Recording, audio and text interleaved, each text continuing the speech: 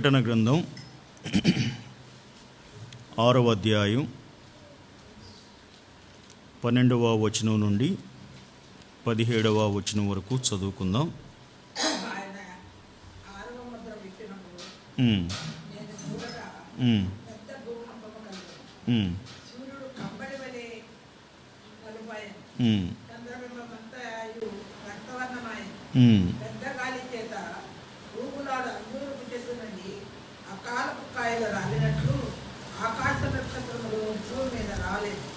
మరియు ఆకాశ మండలం చుట్టబడిన గ్రంథము వలె తొలగిపోయేది. ప్రతి కొండయు ప్రతి ద్వీపమును వాటి స్థానములు తప్పని. భూరాజులను కనులను సహస్రాధిపతులను ధనికులను బలిష్ఠులను ప్రతి దాసులను ప్రతి స్వతంత్రులను కొండ గుహలోను బండల సందులలోను దాగుకొని సింహాసనాసీనుడై ఉన్న వారి యొక్కయు గొర్రెపిల్ల యొక్కయు ఉగ్రత మహాజన్మ వచ్చాను. దానికి తాళజాలిన వారెవడు మీరు మా మీద పడి ఆయన సన్నిధికి గొర్రెపిల్ల ఉగ్రతకును మమ్మను మరుగు చేయు అని పర్వతములతోనూ కొండలతోనూ చెప్పుతారు. రైట్, మనం ప్రకటన గ్రంథం 6వ అధ్యాయం ముగింపుకు వచ్చేసాం. అయితే ఈ ముగింపు అంశాన్ని మనం ధ్యానం చేయబోయే ముందుగా ఒకసారి 6వ అధ్యాయం అంతా కూడా మనం రీక్యాప్ చేసుకుందాం.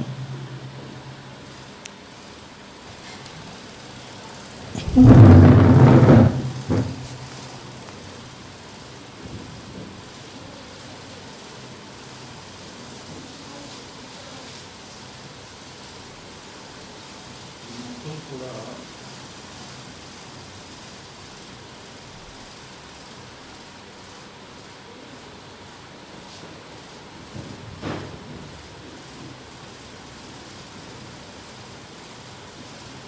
7 సంవత్సరాల శ్రమల కాలం. ఇది మొదటి సంవత్సరం అనుకున్నాను.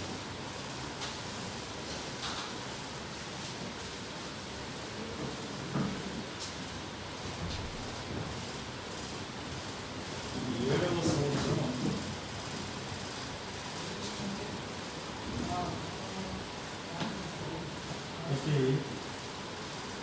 ఈ 6వ అధ్యాయంలో మొదటి ముద్ర, 2వ ముద్ర, 3వ ముద్ర, 4వ ముద్ర, 5వ ముద్ర,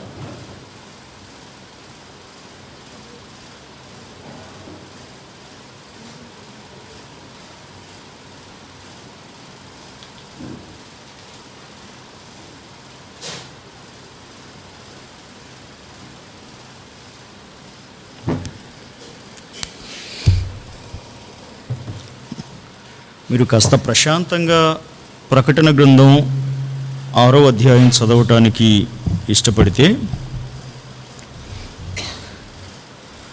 ఎక్కువ పెట్టేవా? ఎక్కువ తీసి ఎక్కువ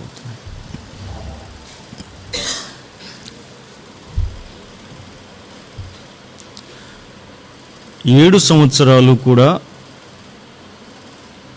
విడవబడిన వారికి, ప్రభువును రక్షకునిగా అంగీకరించని వారికి శ్రమలు కలిగే కాలం. ఈ 7 సంవత్సరాలు సంఘం ఎత్తబడి ప్రభు అయిన యేసుక్రీస్తు వారితో మధ్యాకాశంలో గొర్రెపిల్ల విందులో ఉంటుంది. సంఘం ఏ రోజైతే ఎత్తబడుతుందో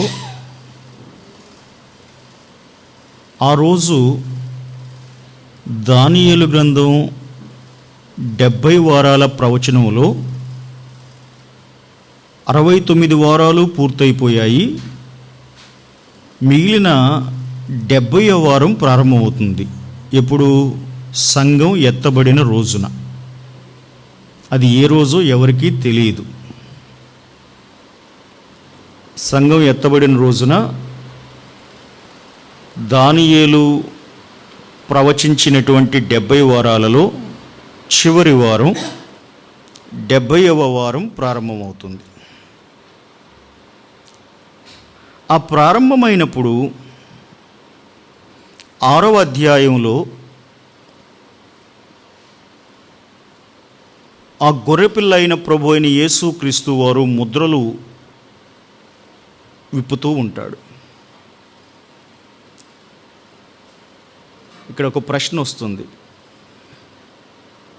యేసుక్రీస్తు ప్రభువారు మధ్యాకాశంలో గొర్రెపిల్ల పెండ్లి విందులో ఉన్నాడు కదా, మరి ఆయన అక్కడ పరలోకంలో ముద్రలు ఎట్టా విప్పుతున్నాడు అని. వాస్తవానికి దీనికి 2 జవాబులు చెప్పవచ్చు. యేసుక్రీస్తు ప్రభువారు ఓమ్ని ప్రెసెన్స్, అంటే తాను ఎక్కడ ఉండదలుచుకుంటే ఒకే సమయంలో అక్కడ ఉండగలడు. లైక్ మానవులమైన మనము ఒక మనిషి ఒక చోటే ఉండగలుగుతాడు, ఒక మనిషి 2 చోట్ల ఒకే సమయంలో ఉండలేడు, ఎందుకంటే మనం మానవులం కనుక. కానీ ప్రభు అయిన యేసుక్రీస్తు వారు దేవుడై ఉన్నాడు గనక ఆయన ఏకకాలంలో ఒకటి కంటే ఎక్కువగా ప్రదేశాల్లో ఆయన ఉండగలడు. ఇది ఒక జవాబు. 2వ జవాబు ఏమిటంటే, ఇక్కడ యోహానుకు చూపించడానికి యేసుక్రీస్తు ప్రభువారు ముద్రలు విప్పాడు. ఆల్రెడీ ముద్రలు విప్పడం జరిగిపోయింది, సంఘటనలు మాత్రం జరగలేదు. ఇది 2వ జవాబు. యేసుక్రీస్తు ప్రభువారు యోహానుకి చూపించడానికి ముద్రలు విప్పాడు, అంతే కదా. 5వ అధ్యాయంలో 4వ వచనం ప్రకారం ఆ గ్రంథము విప్పుటకైనను చూచుటకైనను యోగ్యుడెవడును కనబడనందున నేను బహుగా ఏడ్చుచు ఉన్నాను. అంటే యోహాను ఆశపడ్డాడు, ఎవరైనా వచ్చి దేవుని చేతిలో ఉన్నటువంటి గ్రంథాన్ని, ఆ గ్రంథానికి ఉన్న ముద్రలను విప్పుతారేమో అని యోహాను ఆశపడ్డాడు. కానీ ఎవరూ కూడా దానికి యోగ్యులైన వారు లేరు. యేసుక్రీస్తు ప్రభువారు వచ్చి ఆయన గ్రంథాన్ని 6వ అధ్యాయం ప్రారంభం చేసుకొని విప్పాడు. ఆ విప్పినప్పుడు జరిగిన సంఘటనలే 7 ఏండ్ల శ్రమల కాలములో విడవబడిన వారికి, ప్రభువును రక్షకునిగా అంగీకరించని వారికి సంభవిస్తాయి. మొదటి జవాబు ఏమిటంటే, యేసుక్రీస్తు ప్రభువారు సర్వాంతర్యామి గనక తాను ఎక్కడ ఉండదలుచుకున్నా ఏకకాలంలో అక్కడ ఉంటాడు గనక ఆయన 7 ఏండ్ల గొర్రెపిల్ల పెండ్లి విందులోనూ ఉండగలడు, లేదా ముద్రలు విప్పుతూ ఉన్న స్థానంలో కూడా ఉండగలడు. ఇది మొదటి జవాబు. అయితే 2వ జవాబు ఏమిటంటే, ఆయన ఆల్రెడీ ముద్రలు విప్పేశాడు. పరలోకంలో ఆయన ఆల్రెడీ ముద్రలు విప్పేశాడు. విప్పేసింది అపోస్తులుడైన యోహాను తన నేత్రాలతో చూశాడు. చూసి ఇందులో రాశాడు. ఈ సంఘటనలే రేపు 7 ఏండ్ల శ్రమల కాలంలో జరుగుతాయి. అంటే ఆల్రెడీ ముద్రలు విప్పడం అయిపోయింది. ఇక యేసుక్రీస్తు ప్రభువారు మళ్ళీ ముద్రలు విప్పాల్సిన పని లేదు. ఇప్పుడు మళ్ళీ మొదటికి వద్దాం. సంఘం ఎత్తబడిన రోజు దానియేలు 70 వారాల ప్రవచనంలో చివరి వారం ప్రారంభమవుతుంది. అంటే 7 సంవత్సరాల కాలం ప్రారంభమవుతుంది. ఆ 7 సంవత్సరాల కాలం ప్రారంభమైనప్పుడు జరిగే సంభవాలలో 6వ అధ్యాయంలో 4 గుర్రములు, 4 గుర్రముల మీద ఉన్న వ్యక్తుల గురించి రాసుకొచ్చాడు. ఆ 4 గుర్రములు 4 ముద్రలు విప్పబడినప్పుడు వస్తాయి. ఆ 4 ముద్రలు విప్పబడినప్పుడు ఆ 4 గుర్రాలు భూమి మీదకి వచ్చినప్పుడు, ఆ 4 గుర్రాల మీద ఉన్నవారు భూమి మీదకి వచ్చినప్పుడు, అది 7 ఏండ్ల శ్రమల కాలం మొదటి సంవత్సరంలో జరిగే సంభవాలు. భూమి మీద 7 ఏండ్ల శ్రమల కాలంలో మొదటి సంవత్సరంలో జరిగే సంభవాలు. ఇక 5వ ముద్ర విప్పబడినప్పుడు జరిగే సంభవం భూమి మీద జరగదు. అది ఎక్కడ జరుగుతుంది? 5వ ముద్రను గూర్చి అది భూలోకములో జరిగే సన్నివేశమా, పరలోకములో జరిగే సన్నివేశమా? పరలోకములో జరిగే సన్నివేశం. అంటే ఈ 5 ముద్రలు కూడాను మొదటి ఏడాది జరుగుతాయి. కొంచెం అటు ఇటుగా టైమింగ్ ఎగ్జాక్ట్గా ఏ రోజు జరుగుతుంది, ఏ నెలలో జరుగుతుంది అని అడగొద్దు, ఉజ్జాయింపుగా చెప్తూ ఉన్నారు. అయ్యా, ఈ 5 ముద్రలు కూడాను మొదటి సంవత్సరంలో జరిగితే, ఇప్పుడు మనం చదివేమే 12వ వచనంలో, 6వ అధ్యాయం 12వ వచనంలో 6వ ముద్ర విప్పినప్పుడు, ఎన్నో ముద్ర? 6వ ముద్ర విప్పినప్పుడు అది చివరి సంవత్సరంలో, దాదాపుగా చివరి సంవత్సరం అంటే 7వ సంవత్సరంలో కూడా చివరి దినములలో జరిగేటువంటి సంభవం.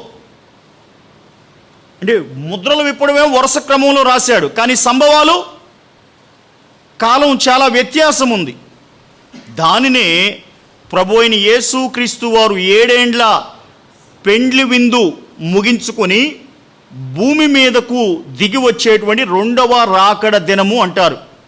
పాత నిబంధన గ్రంథం ప్రకారమేమో యెహోవా ఉగ్రత దినము, యెహోవా దినము, యెహోవా ఉగ్రత దినము అంటారు. ఆ రోజు ఏం జరుగుతుంది అనే సంభవాలు ఈ 12వ వచనం నుండి 17వ వచనం వరకు రాశారు. ఇప్పుడు వరుసగా ఆ ముద్రను గూర్చి చెప్తాను.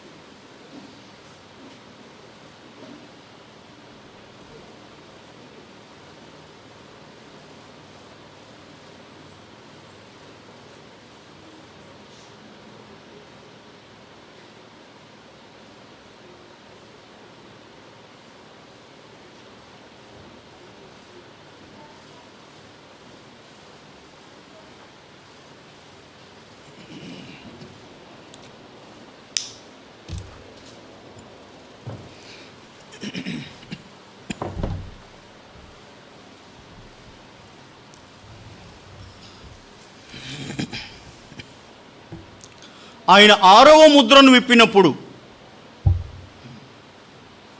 4 జీవులలో ఏ జీవి కూడా వచ్చి యోహానును వచ్చి చూడుము అని పిలవలేదు. 6వ ముద్రను విప్పగానే నేను చూడగా, ఎవరు చూడగా? యోహాను చూడగా. యోహాను చూడగా ఏం జరిగింది? మొదటిగా భూకంపము కలిగింది. 6వ ముద్ర విప్పగానే మొదటిగా భూకంపము కలిగింది. 2 రకాలైన వ్యాఖ్యానాలు చేయవచ్చు ఇక్కడ. మొదటి వ్యాఖ్యానం ఏమిటంటే న్యాచురల్ డిజాస్టర్స్, అంటే ప్రకృతి వైపరీత్యములు. అనగా ఏమిటి ప్రకృతి వైపరీత్యములు? అనగా ప్రకృతి క్రమముగా జరగకుండా ప్రకృతి మనుషులను ఏడిపించేదిగా జరగడం ప్రకృతి వైపరీత్యము అంటే. లైక్ అగ్నిపర్వతంలో నుండి పేలిపోయిన లావా బయటకు రావడం, ప్రశాంతంగా ఉన్న సముద్రం లోపల నుండి సునామీ బయటకు రావడం, గాలి బాగా వీచే సందర్భంలో నుండి సుడిగాలిలాగా మారిపోవడం, ఇటువంటి సహజమైన ప్రకృతి క్రమము కాస్త ప్రకృతి వైపరీత్యముగా మారుతుంది. దీనిని లిటరల్గా అర్థము చేసుకుంటే, అక్షరార్థంగా మనం అర్థం చేసుకుంటే న్యాచురల్ డిజాస్టర్ అని చెప్పొచ్చు. అయితే అలెగోరికల్గా అర్థం చేసుకుంటే, అలెగోరికల్ అంటే ఏమిటి? ఉపమాన ఉపకాలంకారిక భాష. ఉపమాన ఉపకాలంకారిక భాష. ఉపమానము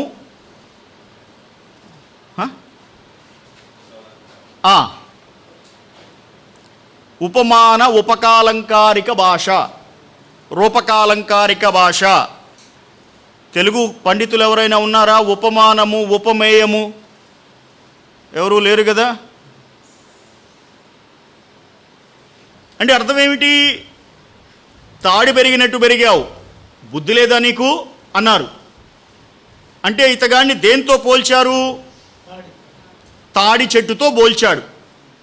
వాస్తవానికి తిట్టాల్సిన దేనికి? బుద్ధి లేని పని ఏదో చేశాడు, అంతేనా? కానీ దేంతో పోల్చి తిట్టాడు? తాడి చెట్టుతో పోల్చి తిట్టాడు. ఎందుకురా కొంగ మెడేసుకుని అట్లా ఊపుతున్నావు అంటారు. అంటే వాడు కొంచెం స్టైల్ పోతున్నాడు. ఒరే నువ్వు అట్ట స్టైల్ పోవద్దురని చెప్పొచ్చు, కానీ దేంతో పోల్చాడు? కొంగ మెడ, అంతేనా? అట్లాగా కొన్ని ఉపమానములను అనుసరించి, కొన్ని పోలికలను అనుసరించి పైన అర్థం ఒకటి ఉంటుంది, లోపల ఇంకొక అర్థం దాగి ఉంటుంది. లేయర్ లేయర్ అంటారు కదా, ఫస్ట్ లేయర్ సెకండ్ లేయర్ అంటారు కదా. మీరు బాగా అర్థమయ్యే భాషలో చెప్పాలి అంటే పిజ్జా, పిజ్జా అయినా కాదు, బర్గర్ 2 రొట్టె ముక్కలు అడ్డంగా కోసి మధ్యలో ఏం పెడతాడు కదా.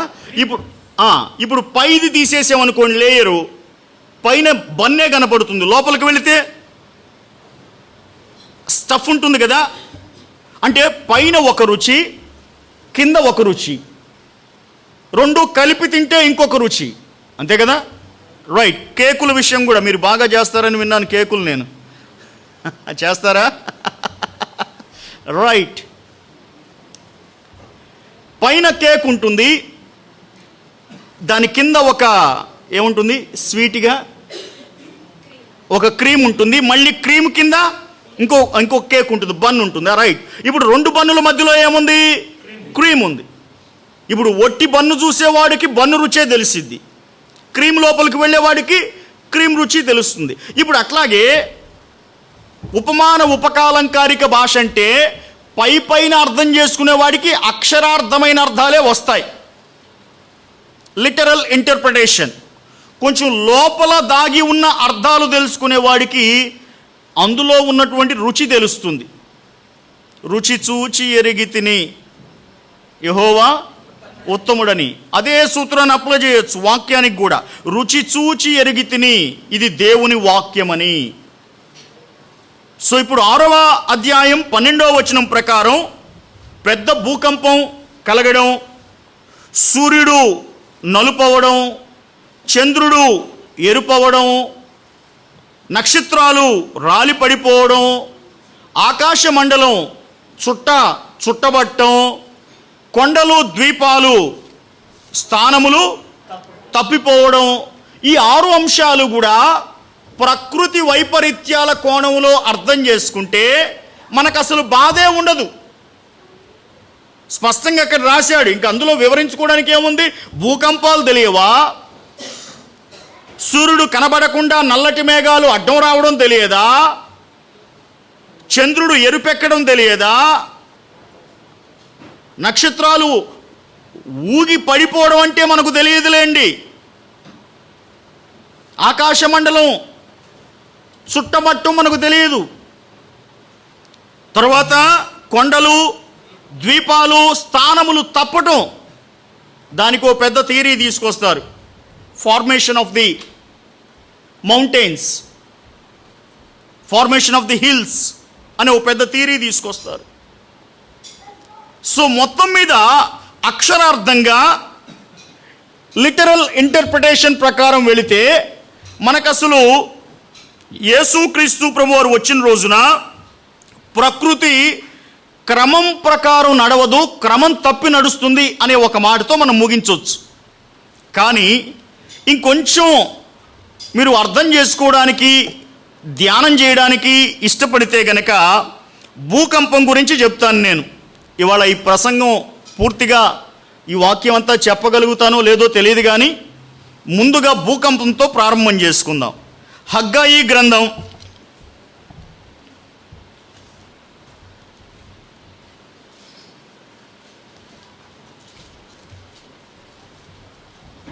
2వ అధ్యాయం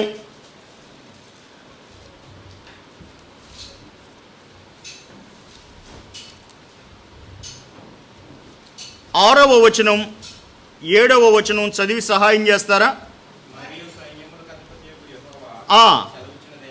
ఏమనగా ఇక కొంతకాలము ఇంకొక మారు ఆకాశమును భూమిని సముద్రమును నేలను నేను కంపింపజేస్తాను. నేను అన్యజనులందరినీ కదిలిస్తాను. చాలు. అక్కడ ఎన్ని కంపింపజేస్తానని చెప్పాడు? ఆకాశమును, భూమిని, సముద్రమును, నేలను, ఆరిన నేలను కంపింపజేస్తానని చెప్పాడు కదా. ఇందులో భూమిని కంపింపజేస్తే దానికి ఏమని పేరు పెట్టవచ్చు? మనం భూకంపం అని పేరు పెట్టవచ్చు. భూకంపము జరిగినప్పుడు ఏం జరుగుతుందట? 7వ వచనం ప్రకారం అన్యజనులందరూ కూడా కదిలించబడతారు. భూమి కంపించినప్పుడు అన్యజనులందరూ కూడా కదిలించబడతారు. మామూలుగా మనకు వచ్చేటువంటి థాట్ ఏమిటంటే, భూమి కంపించినప్పుడు భూమి మీద ఉన్నటువంటి ప్రతిదీ కూడా వణుకుతుంది, కదులుతుంది, అటు ఇటు కొంచెం చలిస్తుంది అనేటువంటి థాట్ మనకు ఉంటుంది. కానీ దేవుడు పాత నిబంధన గ్రంథములో ఎక్కడ భూమి కంపిస్తుంది అని చెప్పినా అక్కడ రాజ్యాలు కదిలించబడతాయి అని అర్థం. రాజ్యాలు కదిలించబడతాయి. హగ్గయి గ్రంథం 2వ అధ్యాయం 6వ వచనం 7వ వచనం ప్రకారం దేవుడు అన్యజనుల రాజ్యములను కంపింపజేయుటయే భూకంపము.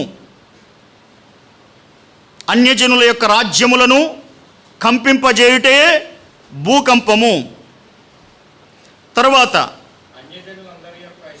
లేదు, 2వ అధ్యాయంలో మీరు 20వ వచనం నుండి 23వ వచనం వరకు ప్రశాంతంగా చదివి సహాయం చేయాలి.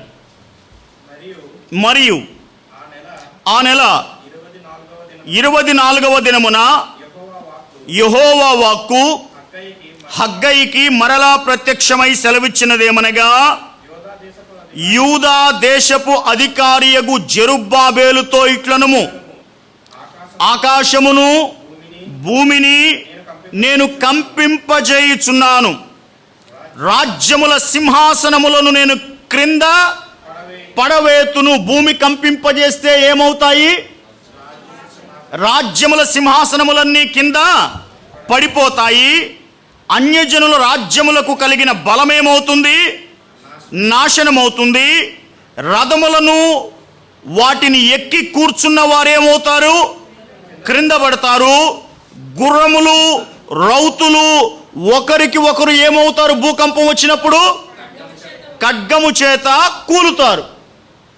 అంటే ఇప్పుడు భూకంపం అనేది కేవలం న్యాచురల్ డిజాస్టరా, లేకపోతే దేవుడు ఆ రాజ్యము మీద ఏలుబడి చేస్తూ ఉన్నటువంటి రాజులను, అధికారులను, రౌతులను, రథములు నడిపే వారిని కదిలించడమా?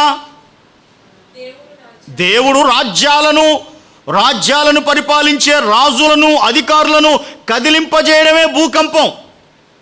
హగ్గయి గ్రంథం 2వ అధ్యాయంలో చెప్పిన భూకంపం అన్యజనులను కదిలిస్తాను అని. ఎవరిని? అన్యజనులు అంటే ఎవరు? పాత నిబంధన గ్రంథం ప్రకారం అన్యజనులు అంటే నిబంధన ధర్మశాస్త్రములు లేని, ఇశ్రాయేలీలు కాని, ప్రత్యక్షపు గుడారపు అనుభవాలు లేని ప్రజలు. ధర్మశాస్త్రము లేనివారు, ఇశ్రాయేలీలు అబ్రహాము సంతానం కానివారు, ప్రత్యక్షపు గుడారపు సేవ లేనివారు. పౌలు దీని గురించి చాలా రాసుకొచ్చాడు, కానీ ఇప్పుడు మనకు సమయం లేదు. అన్యజనులు అంటే ఇశ్రాయేలీలు కానివారు, ప్రత్యక్షపు గుడారపు అనుభవాలు లేనివారు, దేవుని చేత ధర్మశాస్త్రమును పొందనివారు, వారు అన్యజనులు. ఇప్పుడు దేవుడు హగ్గయి గ్రంథం 2వ అధ్యాయం ప్రకారం భూమిని కంపింపజేస్తాను అని చెప్పాడు. అంటే అన్యజనుల రాజ్యములను పరిపాలిస్తున్న రాజులను నేను వణికిస్తాను, కదిలిస్తాను అని అర్థం. ఇప్పుడు ఆమోసు గ్రంథం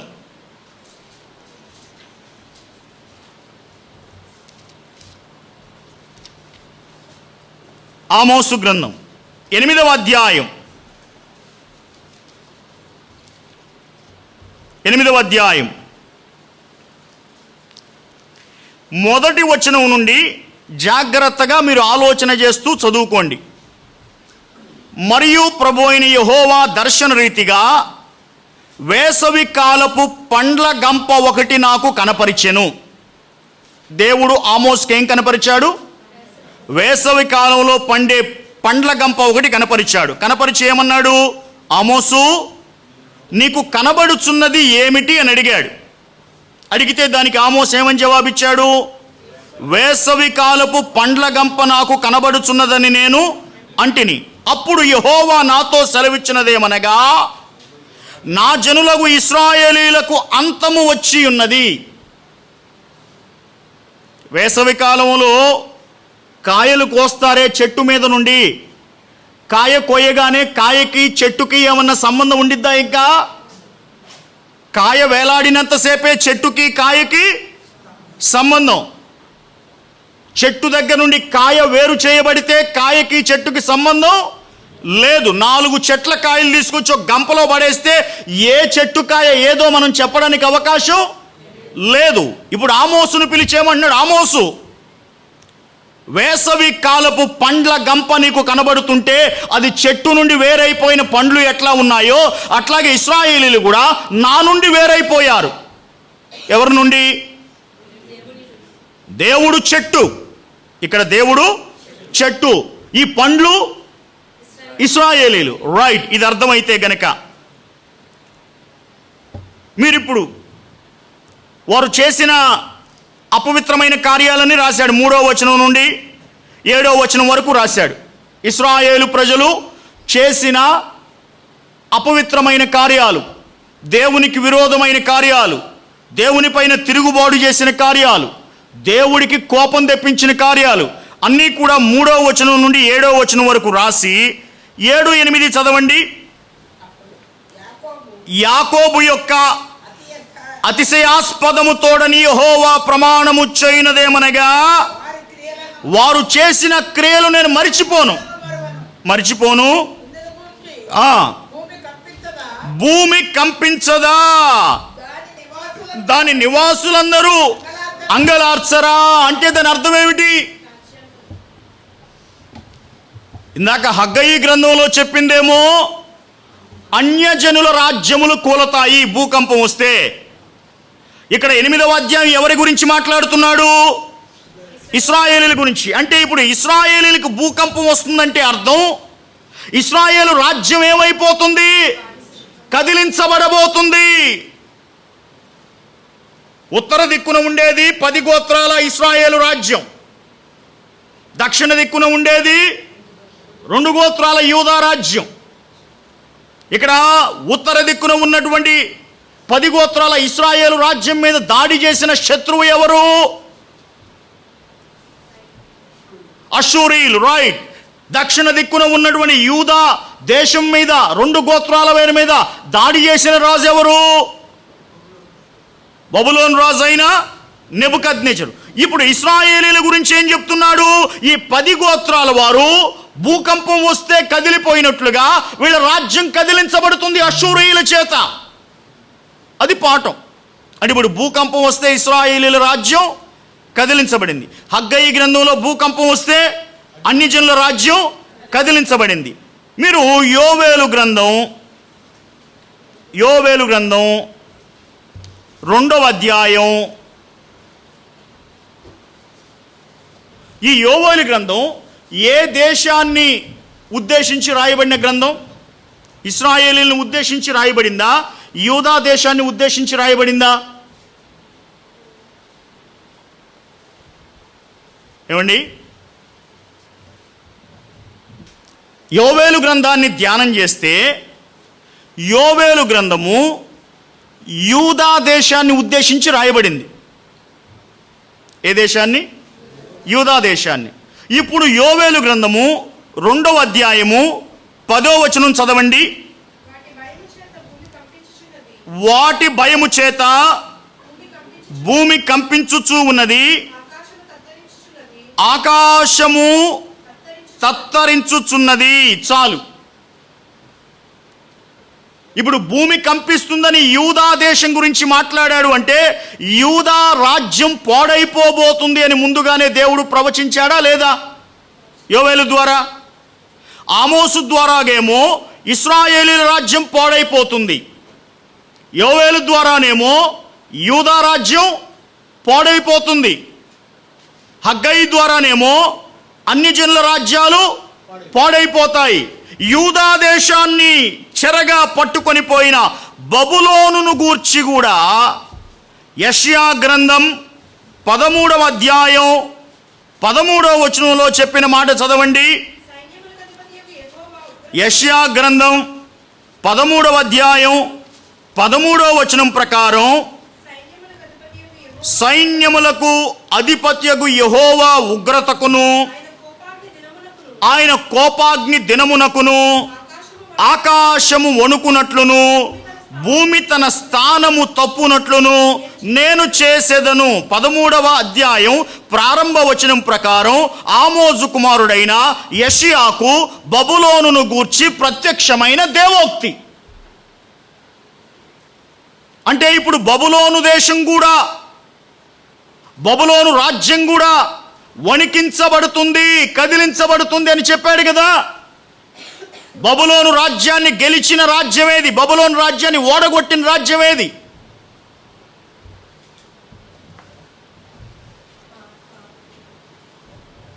రైట్, దగ్గరకు వచ్చారు. రండమ్మా. మాదీయులను ఓడించిన వారు పారసీకులను ఓడించిన వారు గ్రీకులను ఓడించిన వారు రోమా. ఈ సామ్రాజ్యాలన్నీ కూడా కంపించబడతాయి. ఇప్పుడు వరుసగా చెప్పండి. హగ్గయి గ్రంథం ప్రకారం భూమి కంపించింది అంటే అన్యజనుల రాజ్యాలు కదిలించబడ్డాయి. ఆమోసు గ్రంథం ప్రకారం భూమి కదిలించబడిందంటే ఇశ్రాయేలీల రాజ్యము కంపించబడుతూ ఉంది. యోవేలు గ్రంథం ప్రకారం భూమి కంపించింది అంటే యూదా రాజ్యము కంపించబడుతూ ఉంది. యెషయా గ్రంథం 13:13 ప్రకారం భూమి కంపించింది అంటే బబులోను రాజ్యము కదిలించబడుతూ ఉంది. అండ్ లాస్ట్ 24వ అధ్యాయం యెషయా గ్రంథం 17 నుండి చదివితే 24:17 నుండి చదివితే, భూనివాసి నీ మీదికి భయము వచ్చెను, గుంటయు ఉరియు నీకు తటస్థించెను, తూములు పైకి తీయబడి ఉన్నవి, భూమి పునాదులు కంపించుచున్నవి, భూమి బొత్తిగా బద్దలైపోవుచున్నది, భూమి కేవలము తునకలైపోవుచున్నది, భూమి బహుగా దద్దరిల్లుచున్నది, భూమి మత్తుని వలె కేవలము తూలుచూ ఉన్నది అని ఏ రాజ్యం గురించి చెప్పాడు?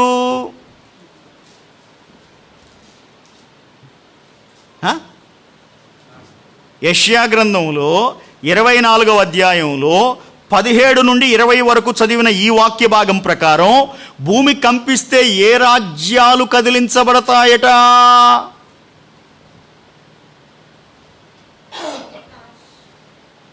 17వ వచనంలో రాశాడమ్మా, ఏమని? భూనివాసి. భూనివాసులందరూ ఎవరందరూ?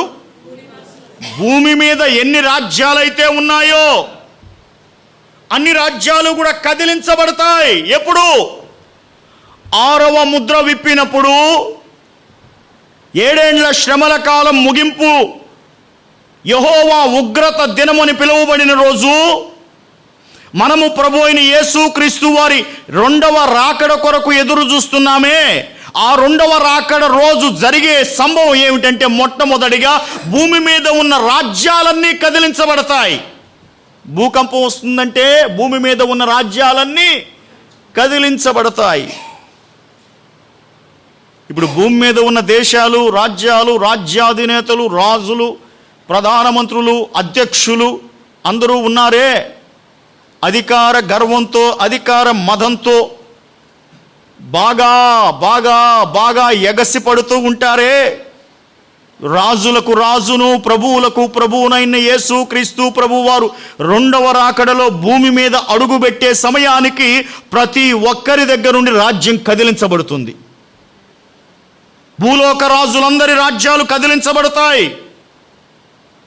ఆయన మాత్రమే సర్వభూమికి మహారాజుగా ఉండేటువంటి రోజు ప్రారంభమవుతుంది. ఈ యుగాంతము జరిగేటువంటి దినం అది, ఒక రకంగా మాట్లాడితే. ఆ రాకడ రోజు ఏం జరుగుతుంది అన్న విషయాలు 6వ ముద్ర విప్పినప్పుడు చెప్పాడు. అందులో మొదటి అంశం భూకంపము రావడము.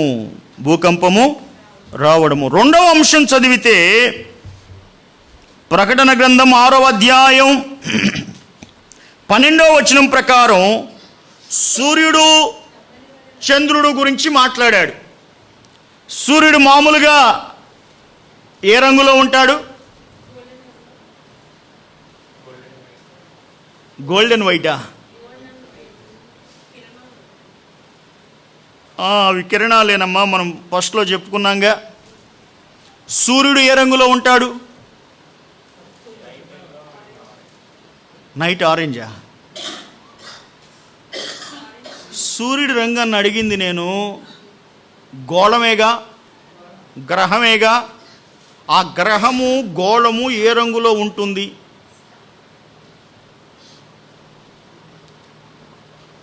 అయ్యో అయ్యా, ఎందుకంత అనుమానంగా చెబుతున్నారు? కిరణాలన్నా అవి సూర్యకిరణాలు మీరు చెప్పినట్టుగా తెలుపు పసుపు కలిపిన రంగులో ఉంటాయి. నేను అడిగేది ఏమిటంటే, సూర్యుడు గ్రహము, సూర్యగ్రహము ఏ రంగులో ఉంటాడు? సూర్యుడు ఎరుపు రంగే కన్నా. సూర్యుడు ఎరుపు రంగే కన్నా. మరి ఇంకంత విచిత్రంగా అనుమానంగా ఆలోచన చేస్తారేమిటి? సూర్యుడు ఎరుపు రంగులోనే ఉంటాడు కదా. అయితే చంద్రుడు ఏ రంగులో ఉంటాడు? తెలుపు. ఇది బాగా అంగీకారమే కదా, రైట్. సూర్యుడికి ఏ రంగు? ఎరుపు. చంద్రుడికి ఏ రంగు? తెలుపు. సూర్యుడిని చంద్రుడిని దేవుడు ఎందుకు చేశాడు బైబిల్ గ్రంథం ప్రకారం? సార్, పగటిని ఏలుబడి చేయడానికి. ఏలుబడి చేయడం ఎట్లా? సూర్యుడు ఎట్లా ఏలుబడి చేస్తాడు చెప్పండి? సూర్యుడు వెలుతురునిస్తేనే, సూర్యుడు వెలుతురునిస్తేనే, సూర్యుడి కిరణాలు వస్తేనే మానవ జాతి మనుగడ ఉంటుంది. సూర్యుడు వెలుతురు వస్తేనే, సూర్యుడి కిరణాలు పడితేనే జంతువులు కానీ, వృక్షాలు కానీ, పక్షులు కానీ బ్రతుకుతాయి. అంతే కదా? అంటే జీవము బ్రతకడానికి ఒక కారణం. మనుషులు కానీ, చెట్లు కానీ, పక్షులు కానీ, జంతువులు కానీ. అయితే కొంతమంది ఏం చేశారంటే, కనిపించని దేవుడు ఎక్కడో ఉన్నాడు, మనకు కనిపించని దేవుడి కన్నా వెలుతురును పంపించి, కిరణాలను పంపించి, మనుషులు, జంతువులు, వృక్షాలు, పక్షులు బ్రతకడానికి అవసరమైనటువంటి సూర్యుడే మనకు భగవానుడని దండం పెట్టారు. అంతేగా సార్? సూర్యుడే మనకి దేవుడు, సూర్యుడే దేవుడు అయ్యాడు వాళ్ళకి. Right, okay. తరువాత చంద్రుడు ఎందుకు ఇవ్వబడ్డాడు? రాత్రిని చంద్రుడు ఎట్లా వెళ్తాడు? చంద్రుడు రాత్రిని ఎట్లా ఏలుబడి చేస్తాడు?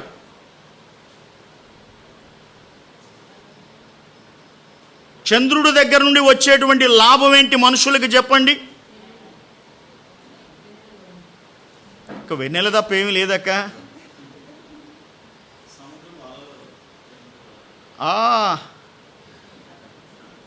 Right sir.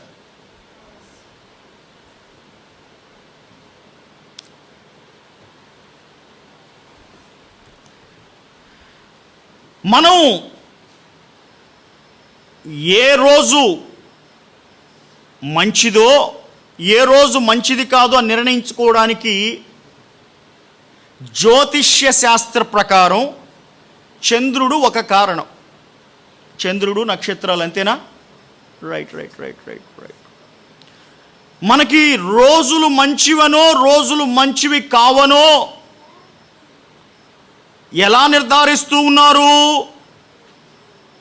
ఆకాశ సైన్యాన్ని చూసి, సూర్య చంద్ర నక్షత్రాదులను చూసి. బబులోను రాజ్యం దీనికి పెట్టింది పేరు. మీరు దానియేలు గ్రంథం మొత్తం చదవండి. జ్యోతిష్యులు కనపడతారు, శకునగాండ్రు కనపడతారు, మాంత్రికులు కనపడతారు, కల్దీల విద్య నేర్చిన వారు కనపడతారు. వీరందరూ కూడా భూమి మీద ఉన్నటువంటి, నేల మీద ఉన్న విషయాలు చదివిన వారు కాదు, ఆకాశ సైన్యాన్ని చదివినవారు. ఆకాశ సైన్యంలో ఉన్నటువంటి సూర్యుడిని, చంద్రుణ్ణి, నక్షత్రాలను ఉపయోగించి మేలు పొందుకోమని దేవుడు చెప్తే, అట కాదు, అసలు మాకు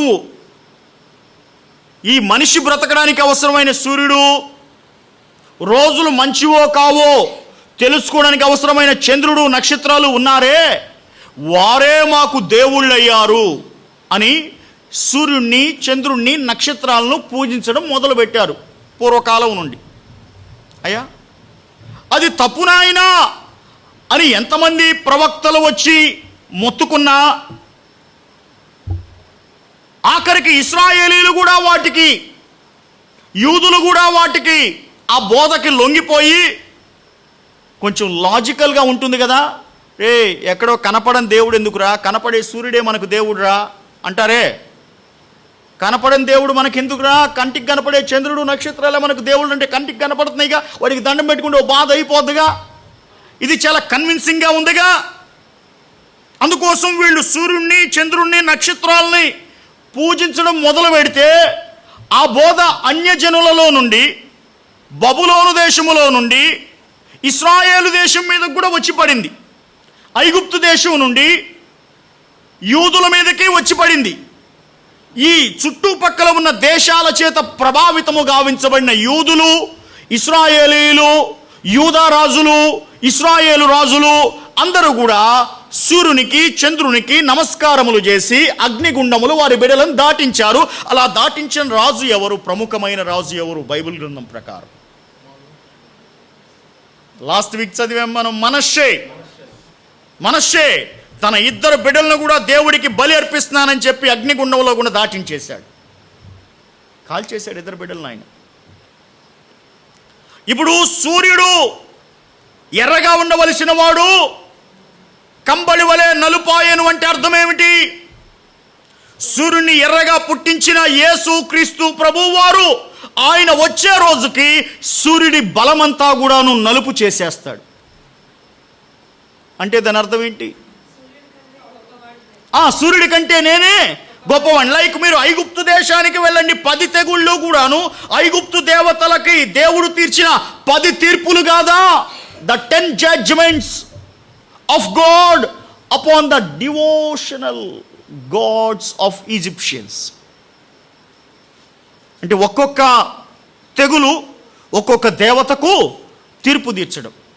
ఇప్పుడు అట్లాగే సూర్యుడు నలుపాయనంటే యేసుక్రీస్తు ప్రభువారు భూమి మీద రెండవ రాకడలో అడుగుపెట్టే సమయానికి ఆయన సూర్యుని కంటే గొప్పవాడు. చంద్రుడు రక్తవర్ణమాయను, ఎరుపెక్కాడు చంద్రుడు అంటే ఆయన చంద్రుడు నక్షత్రాల కన్నా గొప్పవాడు అని వాటి మీద అధికారం కలిగిన వాడిగా తనను తాను ప్రొజెక్ట్ చేసుకోవడం. అంటే ఏమిటి? తనను తాను బయలుపరుచుకోవడం. మనుషులకు పెద్ద జబ్బు ఏంటంటే రోమాపత్రికలో పౌలు చెప్తాడు కదా, వాళ్ళు సృష్టికర్తను మరిచి సృష్టిని పూజించిన వారు. ఏ సృష్టి? సూర్యుడు ఒక సృష్టి, చంద్రుడు ఒక సృష్టి, నక్షత్రాలు ఒక సృష్టి, ఆకాశ మండలపు సైన్యమంతా కూడా వీరు సృష్టి సృష్టి సృష్టి అని మనం చెప్తున్న వీటిని వీళ్ళు దేవుళ్ళ కింద మార్చేశారు. అది దేవునికి బాగా బాధ, కోపం కలిగించినటువంటి సందర్భం. ఇప్పుడు చెప్పండి, భూమి కంపించింది అంటే భూలోక రాజ్యాలన్నీ కూడా కదిలించబడతాయి. సూర్యుడు చంద్రుడు రంగులు మారారు అంటే యేసుక్రీస్తు ప్రభువు వాటికన్నా గొప్పవాడని తనను తాను భూమి మీద ఉన్న ఆనాటి జనులకు పరిచయం చేసుకోబోతున్నాడు. అండ్ నెక్స్ట్ వచ్చేటువంటి సందర్భం ఏమిటి? ఆకాశ నక్షత్రములు. సూర్యుడు చంద్రుడు తర్వాత వచ్చేది ఆకాశ నక్షత్రములు. ఎందుకైనా మంచిది, సూర్యుడు చంద్రుడు గురించి బాగానే చెప్పాను కానీ ప్రసంగం 2 రిఫరెన్సులు రాసుకోండి. కావాలా వద్దా రిఫరెన్సులు? మరి మీరు అడగరే అని నేనే చెప్పాలి. ద్వితీయోపదేశకాండం 4వ అధ్యాయం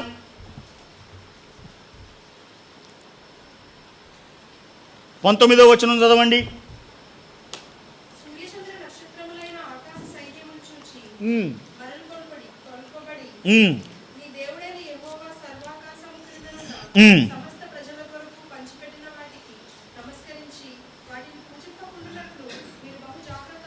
అంటే దాని అర్థం ఏమిటి?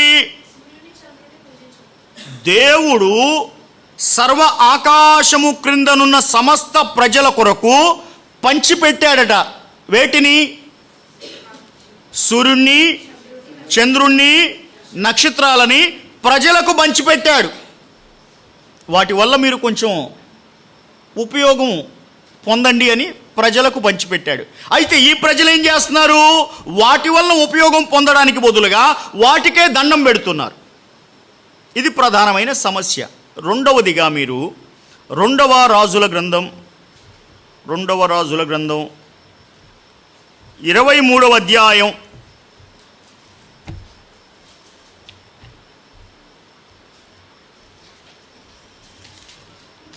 23వ అధ్యాయం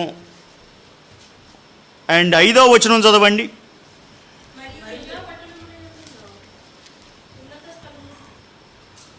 మరియు యూదా పట్టణముల యందున్న ఉన్నత స్థలములలోనూ యెరూషలేము చుట్టూనున్న చోట్లలోనూ ధూపము వేయుటకై యూదా రాజులు నియమించిన అర్చకులు బయలునకు, సూర్య చంద్రులకు, గ్రహములకు, నక్షత్రములకు ధూపము వేయి వారినేమి అతడు అందరినీ నిలిపివేసెను. ఈ వాక్య భాగం ప్రకారం కేవలం ప్రజలు సూర్యుడికి, చంద్రుడికి, నక్షత్రాలకు మొక్కడం మాత్రమే కాకుండా వాళ్లకు ధూపం వేయడానికి ఎవరు నియమించుకున్నారట? సూర్యుడికి ధూపం వేయడానికి ఒక అర్చకుడు, చంద్రుడికి ధూపం వేయడానికి ఒక అర్చకుడు, నక్షత్రాలకు ధూపం వేయడానికి ఒక అర్చకుడు, బయలుదేవతకు ధూపం వేయడానికి ఒక అర్చకుడు. వీళ్ళు మొక్కడం ఒక ఎత్తు, మొక్కేటువంటి ఆ సూర్య చంద్ర నక్షత్రాదులకు ధూపం వేయడానికి వీళ్ళు ఎవరిని నియమించుకున్నారు? అర్చకులను. ఇందాక మనష్షే గురించి చెప్పాం కదా. 21వ అధ్యాయం చదవండి. 2వ రాజుల గ్రంథంలో 21వ అధ్యాయంలో మనష్షే 3వ వచనం ప్రకారం తన తండ్రి అయిన హిజ్కియా పడగొట్టిన ఉన్నత స్థలములను అతడు తిరిగి కట్టించి, బయలుదేవతకు బలిపీఠమును గట్టించి, ఇశ్రాయేలు రాజైన ఆహాబు చేసినట్లు దేవతా స్తంభములను చేయించి, నక్షత్రములకు మొక్కి వాటిని పూజించుచూ ఉన్నాడు. అంతవరకు బాగానే ఉందా? కింద 6వ వచనంలోనికి వస్తే, అతడు తన కుమారుని అగ్నిగుండము దాటించి, అగ్నిగుండం దాటించడం అంటే తన కుమారుణ్ణి అగ్నిలో కాల్చివేశాడు. అగ్నిలో కాల్చివేశాడు. ఎందుకు నాయన అగ్నిలో కాల్చివేశావంటే, అగ్నిదేవుడు ఎవరు? సూర్యుడు. ఆయనకి బలి ఇచ్చాను, ఆయనకి బలి ఇచ్చాను. రైట్, నువ్వు సూర్యదేవుడికి బలి ఇచ్చావు అగ్నిగుండం దాటించి. తర్వాత జ్యోతిష్యములను శకునములను వాడుక చేశావు. తర్వాత యక్షిణీ గాండతోనూ సోదెగాండతోనూ సాంగత్యం చేశావు. అంటే ఇప్పుడు సూర్యుడిని నమస్కరించడానికి ఇశ్రాయేలీలను యూదా ప్రజలను బహుగా ప్రేరేపించినటువంటి రాజు ఎవరు? మనష్షే. ఎక్కడో అన్యులు ప్రారంభించిన ఈ ఆచారము, అన్యులు ప్రారంభించిన ఈ పద్ధతి దేవుని ప్రజల మధ్యలోనికి కూడా వచ్చింది కదా. తరువాత ఇర్మియా గ్రంథం 8వ అధ్యాయం 2వ వచనం చదవండి. ఇర్మియా గ్రంథం 8వ అధ్యాయం 2వ వచనంలో మొదటి వచనం నుండి కూడా చదవచ్చాక, యెహోవా వాక్కు, ఆ కాలమున శత్రువులు యూదా రాజుల ఎముకలను, అధిపతుల ఎముకలను, యాజకుల ఎముకలను, ప్రవక్తల ఎముకలను, యెరూషలేము నివాసుల ఎముకలను సమాధిలో నుండి వెలుపలికి తీస్తారట. మొత్తం ఎంతమంది ఎముకలు బయటికి తీశారు? శత్రువులు, దేవుని ప్రజల యొక్క శత్రువులు, భూమిలో పాతి పెట్టబడిన నరుల యొక్క ఎముకలు బయటికి తీస్తారట. ముఖ్యంగా ఇశ్రాయేలీలవి. ఎంతమందివి? ఒకటి యూదా రాజుల ఎముకలు, రెండవది అధిపతుల ఎముకలు, మూడవది యాజకుల ఎముకలు, నాలుగవది ప్రవక్తల ఎముకలు, ఐదవది యెరూషలేములో నివాసమున్న నివాసుల ఎముకలు. అన్నీ బయటికి తీశారు. బాగుంది. ఎముకలు బయటికి తీసి ఏం చేశారట? 2వ వచనం ప్రకారం, వారు ప్రేమించుచు, పూజించుచు, అనుసరించుచు, విచారణ చేయుచు, నమస్కరించుచు వచ్చిన సూర్య చంద్ర నక్షత్రముల ఎదుట వాటిని పరిచెదరు. సూర్య చంద్ర నక్షత్రాలకు ఏం చేశారు వీళ్ళు? మొదటి నుండి చదవండి. ప్రేమించారు. వారిని, ఎవరిని? సూర్యుణ్ణి, చంద్రుణ్ణి, నక్షత్రాలను ప్రేమించారు. రెండవది ప్రేమతో పాటుగా పూజించారు. పూజతో పాటుగా అనుసరించారు. అనుసరించడంతో పాటుగా విచారణ చేశారు. విచారణ చేయడంతో పాటుగా నమస్కరించారు. మొత్తం ఎన్ని పనులు చేశారు? 5 పనులు. ఎంతమంది ఎముకలు బయటికి తీశారు? 5 గుంపుల వారివి. అంటే ఇప్పుడు చెప్పండి, ఎట్లాగా పెడతారు ఎముకలు?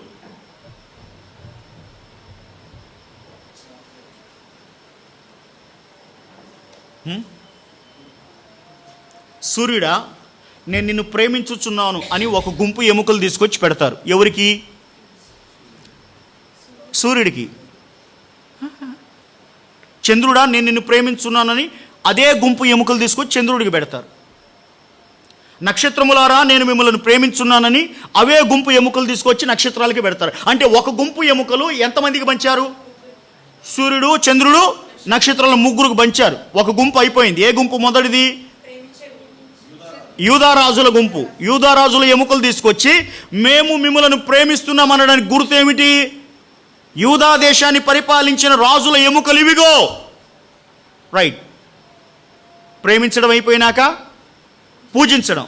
ఇప్పుడు రెండవ బ్యాచ్ ఎముకలు తీసుకొచ్చి మేము మిమ్మల్ని ప్రేమించడం మాత్రమే కాదు, మిమ్మల్ని మేము పూజిస్తున్నాం అని రెండవ బ్యాచ్ ఎముకలు తీసుకొచ్చి మొత్తం ముగ్గురికి పంచిపెట్టారు. అట్లాగా మూడో బ్యాచ్ ఎముకలు తీసుకొచ్చి అనుసరిస్తున్నాం, 4వ బ్యాచ్ ఎముకలు తీసుకొచ్చి విచారణ చేస్తున్నాం, 5వ బ్యాచ్ ఎముకలు తీసుకొచ్చి నమస్కారం చేస్తున్నాం అని సూర్య చంద్ర నక్షత్రాదులకు ప్రేమించుచు, పూజించుచు, అనుసరించుచు, విచారణ చేయొచ్చు, నమస్కారం చేస్తున్నాం. ఎట్లాగా? ఇన్ని దేవుడికి చేస్తారా? దేవుణ్ణి ప్రేమించండి, పూజించండి, అనుసరించండి, విచారణ చేయండి, నమస్కారం చేయండి. దేవుడికి అప్లై చేయొచ్చు ఈ సూత్రాలు? చెయ్యం. So the meaning of the scripture is, సూర్య చంద్ర నక్షత్రాదులను పూజించడం అంటే మాంత్రిక శక్తులతో సహవాసం చేయటం. అదేనా వాక్యం చెబుతుంది? మనష్షే సూర్యుడిని పూజించడానికి ఇష్టపడ్డాడు కదా. ఇష్టపడి దేనికి వెళ్ళాడు? జ్యోతిష్యం చెప్పేవాడి దగ్గరికి, యక్షిణీ గాండ దగ్గరికి, శకునములు చూసేవారికి సాంగత్యం చేశాడా, చేయలేదా? బాగా వినండి, ప్రపంచం మొత్తం మీద ఏ మనుషుడైనా సరే సూర్య చంద్ర నక్షత్రాదులను పూజిస్తున్నాడంటే ప్రత్యక్షంగా కానీ పరోక్షంగా కానీ మాంత్రిక శక్తులతో సంబంధం కలిగిన వాడు. ఇంకొక మాట చదవండి, యోవేలు గ్రంథం.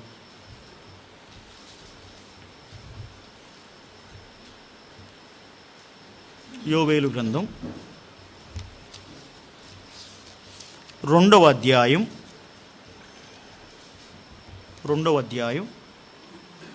ఇది యువర్ రైట్.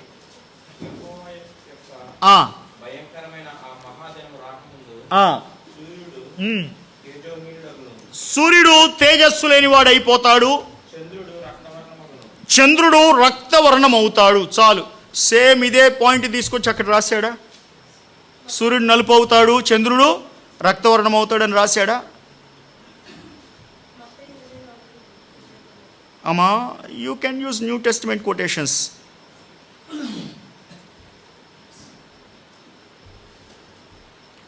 సో ఇప్పుడు భూకంపం అంటే ఏమిటో చూసామా?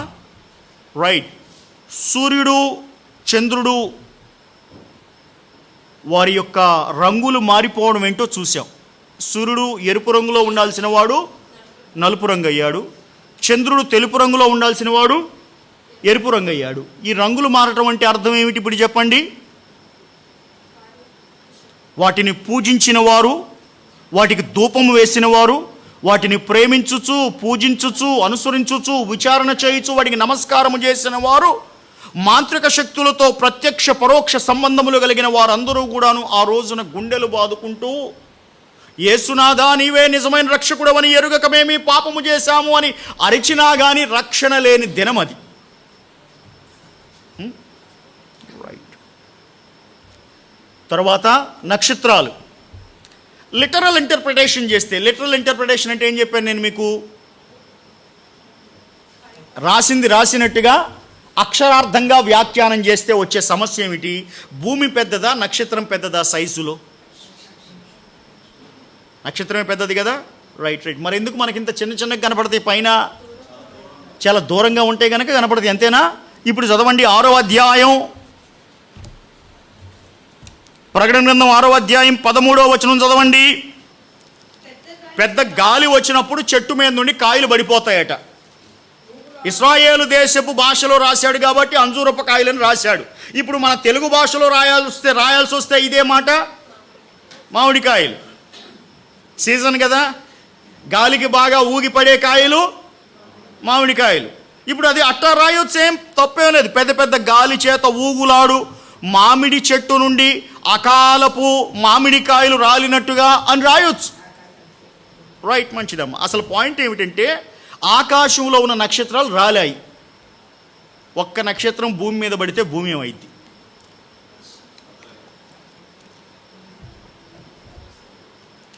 నక్షత్రం పెద్దది, భూమి చిన్నది సైజులో కదా. ఒక పెద్ద నక్షత్రం వచ్చి చిన్న భూమి మీద పడితే భూమి ఏమైంది? నేరుగా ఏమని రాశాడు? నక్షత్రములు అని రాశాడా, నక్షత్రము అని రాశాడా? నక్షత్రములు. చాలా నక్షత్రాలు వచ్చి పడితే భూమి ఏం కావాలి? కాబట్టి ఇది లిటరల్ ఇంటర్ప్రిటేషన్ కాదన్నో, మరి ఏదో ఉంది దాని వెనకాల. అర్థం ఏమిటి చెప్పండి?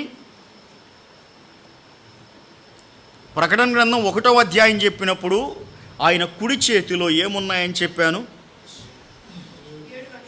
7 నక్షత్రాలు. దేనికి సూచనలు? అంటే అక్కడ నక్షత్రాలా లేకపోతే సంఘపు దూతలా? సంఘపు దూతలేనా? రైట్, మంచిది, బాగా చెప్పారు మీరు. ప్రకటన గ్రంథం 12వ అధ్యాయం 4వ వచనం చదవండి. దాని తోక. దేని తోక? 3వ వచనంలో ఉన్న ఎర్రని మహా ఘట సర్పము యొక్క తోక. ఘట సర్పం అనేది ఒకటి ఉంది. ఘట సర్పం అంటే ఎవరు? సాతాను. సాతాను తోక ఏం చేసిందంట? ఆకాశ నక్షత్రములలో 3వ భాగమును ఈడ్చి వాటిని భూమి మీద పడవేసిన ఈ నక్షత్రాలు ఏమిటి? ఇక్కడ ఆకాశ నక్షత్రాలు 1వ అధ్యాయంలో రాయబడినవి దేవుని యేసు కుడి చేతిలో ఉన్నవి సంఘపు దూతలు, నేను దానికి అంగీకరిస్తాను. కానీ ప్రకటన గ్రంథం 12వ అధ్యాయం 4వ వచనంలో రాయబడిన మాట,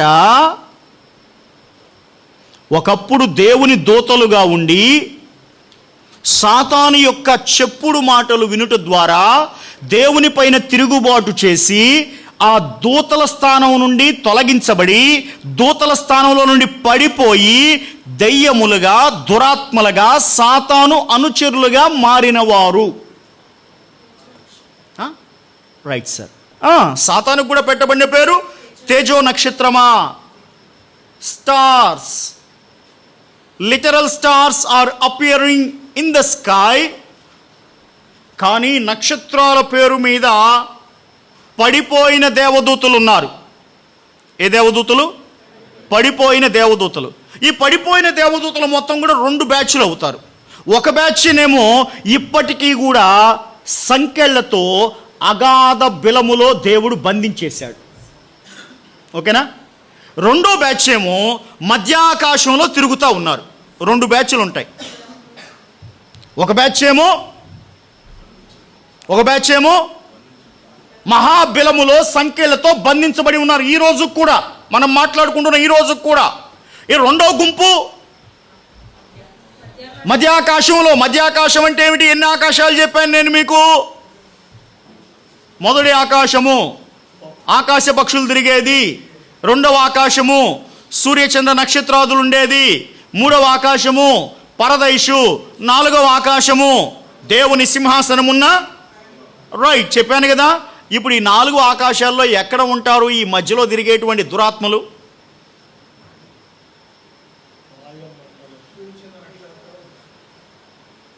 రెండుకి 3కి మధ్యలో ఉంటారు.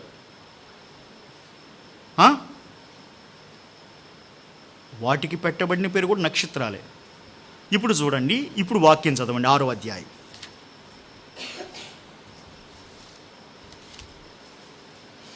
పెద్ద గాలి చేత ఊగులాడు అంజూరపు చెట్టు నుండి అకాలపు కాయలు రాలినట్టు ఆకాశ నక్షత్రములు భూమి మీద రాలెను. రాలడం అంటే బలంతో పడిపోయాయా, బలం లేకుండా పడిపోయాయా? చెట్టు మీద నుంచి కాయని తెంపేసిన తర్వాత చెట్టు బలం కాయకుంటుందా? ఉన్నదా? రైట్. పాస్టర్ గారు చాలా ముచ్చట చెబుతున్నావు, ఎక్కడైనా వాక్యాధారం ఉందా అని అడిగితే మీరు, నేను మిమ్మల్ని దానియేలు గ్రంథం చదవమంటాను. దానియేలులో ఏం చెప్తాను? దానియేలు 21 రోజులు ప్రార్థన చేశాడు దేవునికి. ఎక్కడ సార్?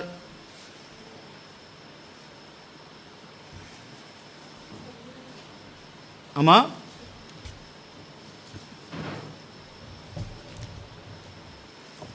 పదవ అధ్యాయంలో దానియేలు దేవునికి ప్రార్థన చేశాడు. 2వ వచనం ప్రకారం, ఆ దినముల యందు దానియేలును నేను 3 వారములు దుఃఖప్రాప్తుడనైతిని. దుఃఖం వచ్చింది దానియేలుకి. ఎందుకంటే పైన చెప్తాడు. దానియేలు శాకాహారియా మాంసాహారియా? అవునా? ఇప్పుడు 3వ వచనం చదవండి. 10వ అధ్యాయం 3వ వచనం చదవండి. 3 వారములు గడుచు వరకు నేను సంతోషముగా భోజనము చేయలేక ఉంటిని. మాంసము కానీ ద్రాక్షారసము కానీ నా నోటికి రాలేదు అంటే దానియేలు అన్నగారు ఏం తినేవాడు? కాకపోతే మనకి చెప్పడం బాగా ఎట్టే చెప్పారంటే దానియేలు అంటే శాకాహారియే, మాంసం ముట్టలేదని చెబుతాడు. బట్ తిన్నాడు, ఆయన మాంసం తిన్నాడు. ఆ సమయంలో తినలేదు 1వ అధ్యాయంలో. ఓకేనా? తర్వాత తిన్నాడు. Right sir. రాజుగారి పేరు మీద పెట్టే భోజనం గనక దానికి కొన్ని పద్ధతులు ఉంటాయి గనక ఆ పద్ధతుల ప్రకారం నేను అపవిత్రపరచుకోకూడదు అనుకున్నాడు గనక ఆయన తినలేదు. దాన్ని గౌరవిద్దాం. కానీ వాస్తవానికి దానియేలు మాంసం తింటాడు, ద్రాక్షరసం తాగుతాడు. 21 రోజులు ఉపవాసం ఉన్నాడు, ప్రార్థన చేశాడు. ప్రార్థన చేస్తే దానియేలు దగ్గరికి ఎవరు వచ్చారు అమ్మా? దానియేలు దగ్గరికి ఎవరు వచ్చారు? నారబట్టలు ధరించుకున్న ఒకడు కనబడెను, దేవదూత. ఓకేనా? ఎవరు వచ్చారు? దేవదూత. 21 రోజులు ఉపవాస ప్రార్థన తర్వాత దేవుడు దేవదూతని పంపించాడు. పంపించిన తర్వాత నా ప్రశ్నకు జవాబు చెప్పండి. ప్రార్థన చేసిన మొదటి రోజే దానియేలు ప్రార్థనకి దేవుడు జవాబు పంపించాడా, లేకపోతే 21 రోజులు ఆగి జవాబు పంపించాడా? మొదటి రోజే పంపించాడు. ఇది క్లియర్ కదా? రైట్. తర్వాత మీరు 13వ వచనం చదివితే దేవదూత అంటున్నాడు, పారసీకుల రాజ్యాధిపతి 21 దినములు నన్ను ఎదిరించెను. ఎవరు ఈ పారసీకుల రాజ్యాధిపతి? దేవదూతను ఎదిరించే పారసీకుల రాజు ఎవరు?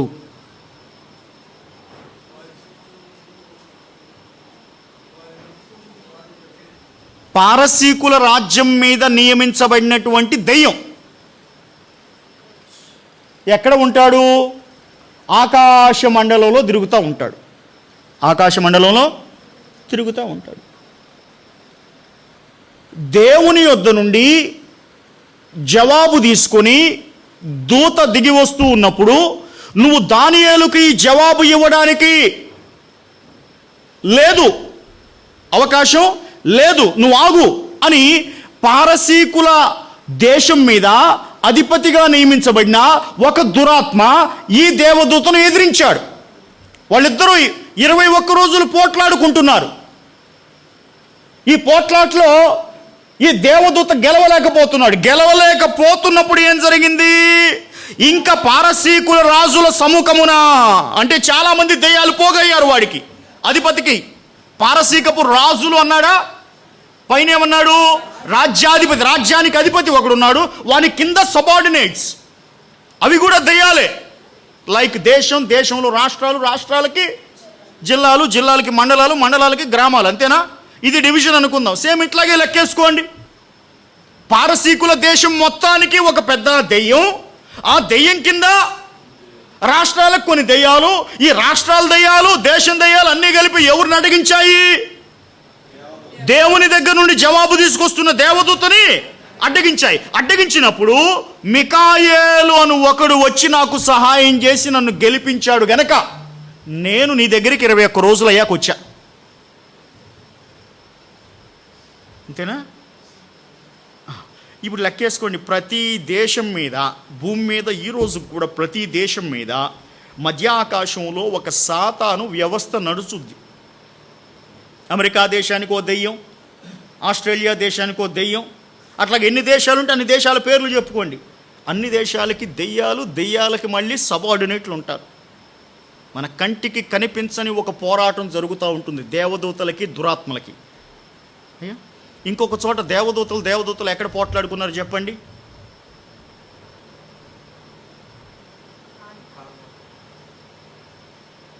పరలోకంలో యుద్ధం జరిగింది. నేనేం అడిగాను? యుద్ధం అన్నానా, పోట్లాట అన్నానా?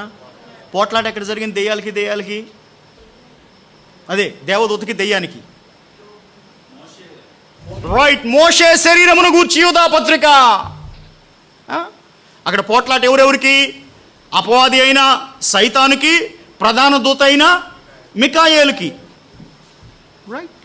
అంటే కనిపించకుండా దేవదూతలు, దెయ్యాలు, సాతాను, దేవదూతలు పోరాటం చేస్తూ ఉంటాయి. వాటిని ఆత్మీయ పోరాటం అంటారు. ఏం పోరాటం? ఆత్మీయ పోరాటం అంటాం మనం. ఇప్పుడు చెప్పండి, ప్రకటన గ్రంథంలో 6వ అధ్యాయంలో 13వ వచనం ప్రకారం ఆకాశము నుండి ఏమి రాలాయి? నక్షత్రాలు రాలాయి. ఈ నక్షత్రాలు రాలడం అంటే శక్తి లేకుండా దురాత్మలన్నీ కూడా వచ్చి భూమి మీద పడ్డాయి, అది దాని అర్థం అనా?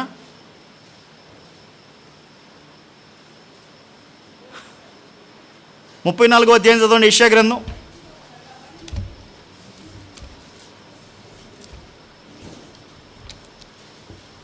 34వ అధ్యాయం వాస్తవానికి ఎదోము దేశమును గూర్చి మాట్లాడుతున్న అధ్యాయం. ఎదోము దేశం అనేది పైకి చెప్తున్న పేరు, కానీ లోపల ఇంకెవరిని కూర్చో మాట్లాడుతున్నాడు. అయ్యా, మీరు ప్రశాంతంగా ఇంటికి వెళ్ళాక 5వ వచనం నుండి 15వ వచనం వరకు చదువుకోండి. ముఖ్యంగా 12వ వచనం నుండి చదివితే, రాజ్యము ఉన్నదని ప్రకటించడానికి వారి ప్రధానులు అక్కడ లేకపోవుదురు. దాని అర్థం ఏంటి? రాజ్యం ఉందని చెప్పాలంటే రాజు ఉండాలి. రాజు ఉంటేనే రాజ్యం ఉన్నట్టు, అధిపతి ఉంటేనే రాజ్యం ఉన్నట్టు, ప్రధానులు ఉంటేనే రాజ్యం ఉన్నట్టు. కానీ ఇక్కడ ఎవరు లేరట? ప్రధానులు లేరు, అధిపతులు లేరు, రాజులు లేరు, నాయకులు లేరు. ఏమయ్యారు? అందరూ ఊడిపడ్డారు. అందరూ ఏమయ్యారు? పడిపోయారు. కాయలు రాలిపోయినట్టుగా రాలిపోయారు.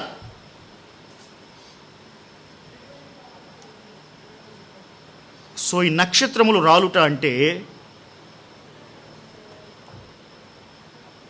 దయ్యములు, దురాత్మలు వాటి శక్తిని కోల్పోవుట. ఏంది పాస్టర్ గారు 6వ అధ్యాయంలోనే దయ్యాల శక్తి ఎంత పోయింది అంటున్నారు? నిలబడలేక కారణం కాదు సార్.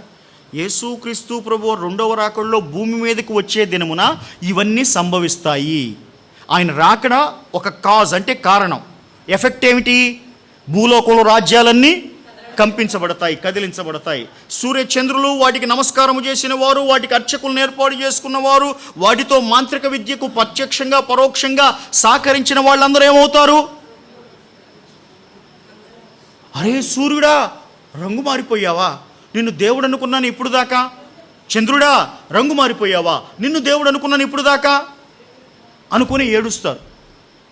నక్షత్రాలు అంటే ఆకాశములో ఇప్పటి వరకు ఏలుబడి చేసిన ఆకాశమండలి దురాత్మల సమూహం అంతా ఏమైపోయింది? కాయలు రాలిపోయినట్టుగా రాలిపోయారు. కాయలు రాలిపోయినట్టుగా రాలిపోయారు. యేసుక్రీస్తు ప్రభువు వచ్చే రోజున ఇవన్నీ జరుగుతాయి. ఏంటి పాస్టర్ గారు 6వ అధ్యాయంలోనే దయ్యాల శక్తి పోతే మిగతా అధ్యాయాల పరిస్థితి ఏంటంటారేమో? 6వ అధ్యాయం అధ్యాయమే, 6వ ముద్ర ముద్రే. కానీ ఏం చెప్పాను? ఇది ఎప్పుడు జరుగుద్దని చెప్పాను? 7 ఏండ్ల శ్రమల కాలంలో చివరి సంవత్సరం 7వ సంవత్సరం జరుగుద్ది. ఇది ముద్రల ప్రకారం చూసుకుంటే 6వ ముద్ర 6వ అధ్యాయమే, కానీ సంఘటన ఎప్పుడు జరుగుద్ది? ఇది మాత్రం బాగా గుర్తుపెట్టుకోవాలి, లేకపోతే మాత్రం మీకు ఇది అర్థంగానే కాదు బిడ్డ. మొదటి 5 ముద్రలేమో in the beginning of the tribulation period, 7 ఏండ్ల శ్రమల కాలం ప్రారంభంలో మొదటి 5 ముద్రలు విప్పబడ్డాయి. 6వ ముద్రకు సంబంధించిన సంఘటన ఎప్పుడు జరుగుద్ది? 7వ సంవత్సరంలో, 7 ఏండ్ల శ్రమల కాలంలో 7వ సంవత్సరంలో జరుగుద్ది. రైట్? అప్పుడు జరిగే సంభవాల్లో భూకంపం వచ్చిద్ది, సూర్యుడు నలుపైపోతాడు, చంద్రుడు ఎరుపైపోతాడు, నక్షత్రాలన్నీ కూడా కాయలు రాలినట్టు కింద పడిపోతాయి.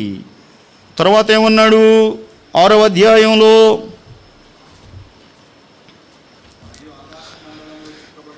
ఆకాశమండలము చుట్టబడిన గ్రంథము వలె తొలగిపోయిన. ఆకాశమండలం అంటే ఏంటి? మళ్ళీ ఆ దెయ్యాలు లేకపోతే దానికి ఏం పని? మండలానికి ఆడ ఉంటాం, అంతే కదనా? నివాసం లేకపోతే ఇల్లు ఏమైపోద్ది? పాడైపోయిందా? అట్లాగే మండలం అంతా చుట్టబడింది, పక్కకి వెళ్ళిపోయింది. దాంతో పెద్ద బాధ లేదు మనకి. తర్వాత కొండ ద్వీపం, కొండ ద్వీపం, ఈ 2 మాటలు గుర్తుపెట్టుకోండి. కొండ ద్వీపం అనగానే కొండలు కనపడుతున్నాయి కళ్ళకి, ద్వీపాలు కనపడుతున్నాయి కళ్ళకి అనుకుంటా, అవునా? అనవు. మీకు అర్థం కావడానికి చెబుతాను.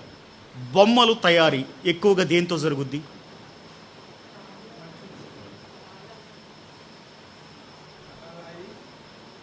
ఒకటి రాయి, రాయి రాయి కలిస్తే గుట్ట, గుట్ట గుట్ట కలిస్తే కొండ, ఓకేనా?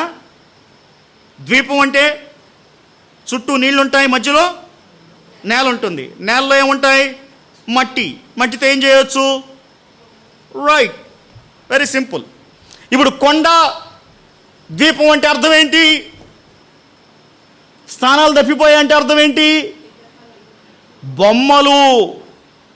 కొండన్నా బొమ్మే, ద్వీపం అన్నా బొమ్మే.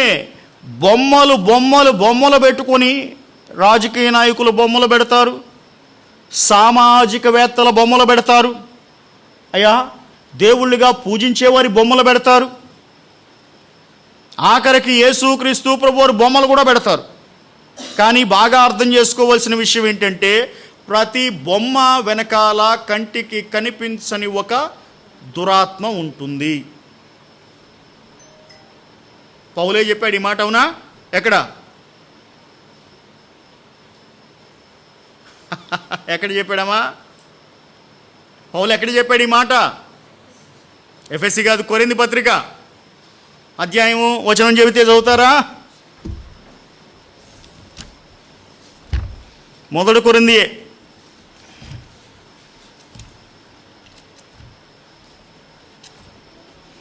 'whatever you are offering',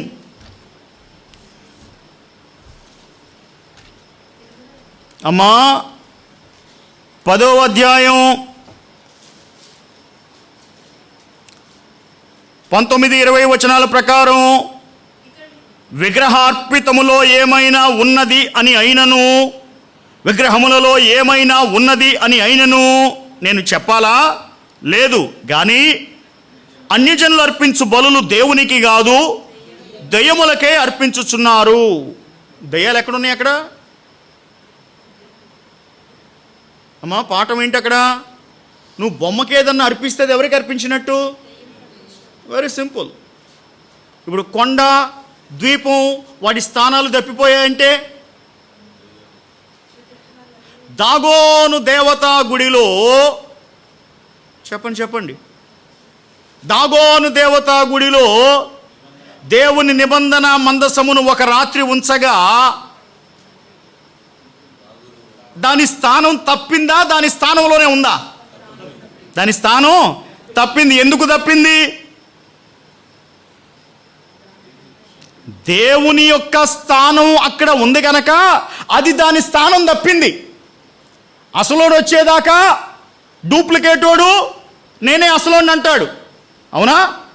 right. ఇప్పుడు నిజమైన దేవుడు, నిజమైన రక్షకుడు యేసుక్రీస్తు ప్రభువారు భూమి మీదకి అడుగు పెడితే ఇప్పటి వరకు రక్షకుల్లాగా చలామణి అయినటువంటి బొమ్మలన్నీ ఏం కావాలి? స్థానాలు తప్పాలి. ఇది పాఠం అనా?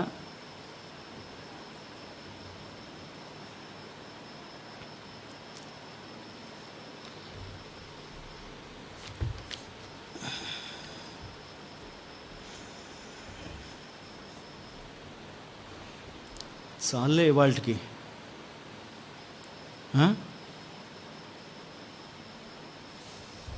ఇక ఇక్కడి నుంచి ఇంకో రోజంతా చేసే ప్రసంగం ఉంది.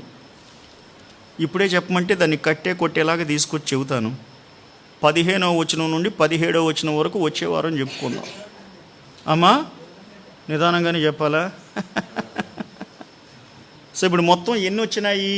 భూకంపము, సూర్యుడు, చంద్రుడు, నక్షత్రాలు, ఆకాశమండలము, కొండ, ద్వీపం, 6 చెప్పాం కదా. 15వ వచనం నుండి 17వ వచనం వరకు కూడా 7వ సంఘటన ఒకటి ఉంటుంది. 6వ ముద్ర విప్పిన దాంట్లో చివరి ముగింపు సంఘటన. దానిని వచ్చే వారం క్లాసులో చెప్తాను. ఇప్పటి వరకు చెప్పిన పాఠంలో ఎవరికైనా ఏమైనా సందేహాలు ఉన్నవా?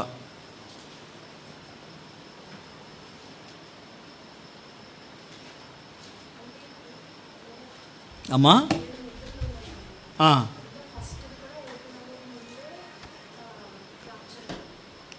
అవును, ఆల్రెడీ విప్పబడ్డాయి, రాయబడ్డాయి. ఆ సంఘటనలు జరగటం ప్రారంభిస్తాయి. మీరు రాలేదు కదా, మొదటి 10-15 నిమిషాలు అదే చెప్పాను. ఆల్రెడీ విప్పేశాడు యేసుక్రీస్తు ప్రభువారు. విప్పిన వాటిని అపోస్తులుడైన యోహాను చూశాడు, చూసి మన కోసం రాశాడు. ఇక ప్రత్యేకంగా ఆయన మళ్ళీ అప్పుడు విప్పడు. ఆయన యేసుక్రీస్తు ప్రభువారు ఆ సమయానికి మధ్యాకాశంలో 7 ఏండ్ల గొర్రెపిల్ల వివాహ విందులో ఉంటాడు, పెండ్లి విందులో ఉంటాడు. ఆయనకేమీ ఈ ముద్రలు తీయటం, ఉగ్రత పంపించటం ఆయన పని కాదు. అప్పుడు దేవుని ఉగ్రత దినం, 7 ఏండ్ల శ్రమల కాలం. యేసుక్రీస్తు ప్రభువారు సంఘంతో కలిసి, పరిశుద్ధులతో కలిసి, ఎత్తబడిన వారితో కలిసి విందు. గొర్రెపిల్ల విందు మీద ఏమైనా పాటలు ఉన్నాయా?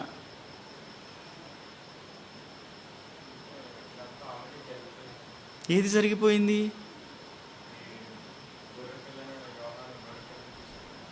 అవును, విప్పాడు. విప్పినప్పుడు అలా జరుగుతుంది, జరగబోయేది చూశాడు ఆయన.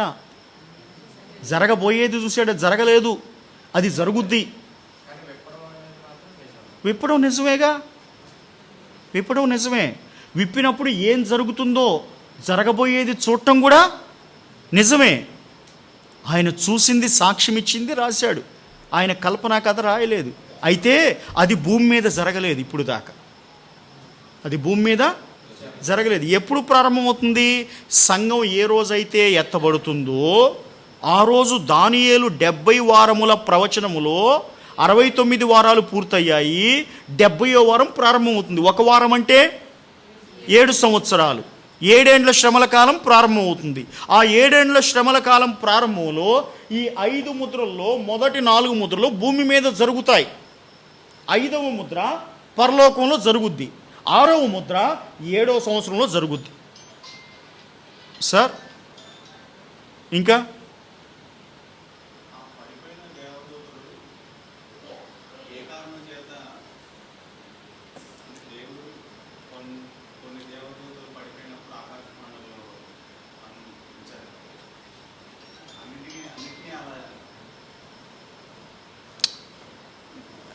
మీకు నేను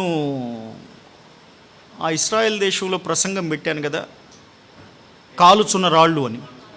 కాలుచున్న రాళ్ల మధ్యలో సంచరించుచూ ఉన్నవాడు సాతాను కాకముందు ఉన్నటువంటి లూసిఫరు అనేటువంటి మంచి దేవదూత. ఆ రాళ్ల మధ్యలోకి వెళుతూ ఉండేవాడు.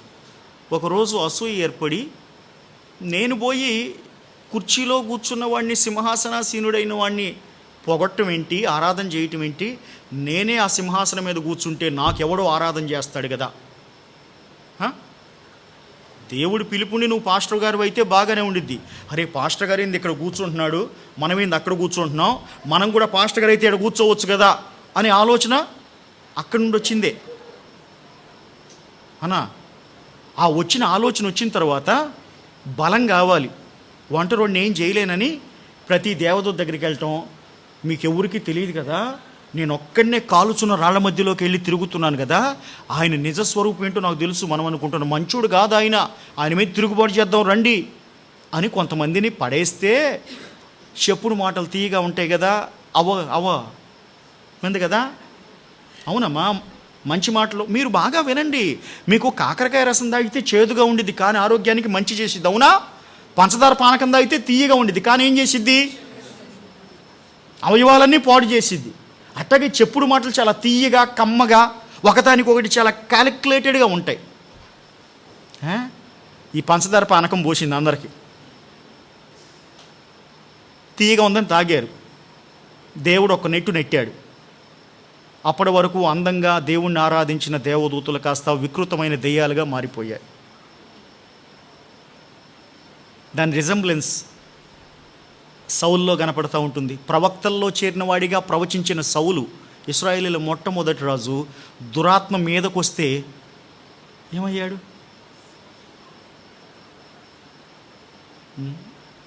సో ఇంకా ఆ కారణం చేతే అన్న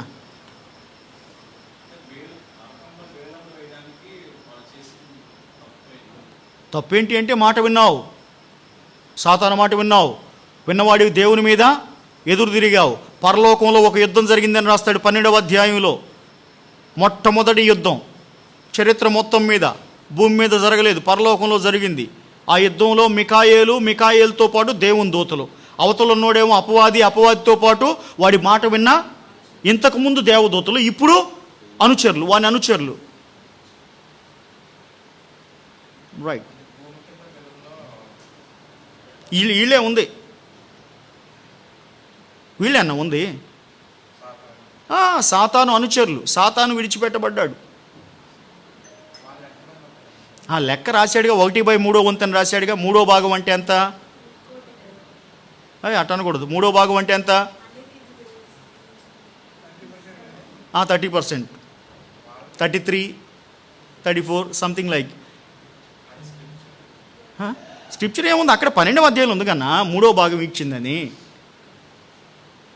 100లో 3/3 అంటే 100లో 33%, అంతే. 100 మంది దేవదూతలను దేవుడు చేస్తే 33 మంది దెయ్యాలు అయ్యారు. రైట్, అవును. మల్టిపుల్ యూనివర్సెస్ ఉన్నాయి అనేటువంటి సైన్స్ ఏదైతే ఉందో, science develops theories. Whatever science says, all that are not proven facts. అంటే సైన్స్ అనేది ఒక ప్రయోగశాలలో కొన్ని వస్తువులు తీసుకొని కళ్ళకు కనిపించేలాగా నిరూపించగలుగుతుంది. కానీ కాస్మిక్ విషయాలకు వచ్చేసరికి, కాస్మిక్ అంటే విశ్వ విషయాలకు వచ్చేసరికి ఒక ప్రయోగశాలలో కూర్చొని మన కళ్ళకు కనపడినట్టుగా నిరూపించలేదు.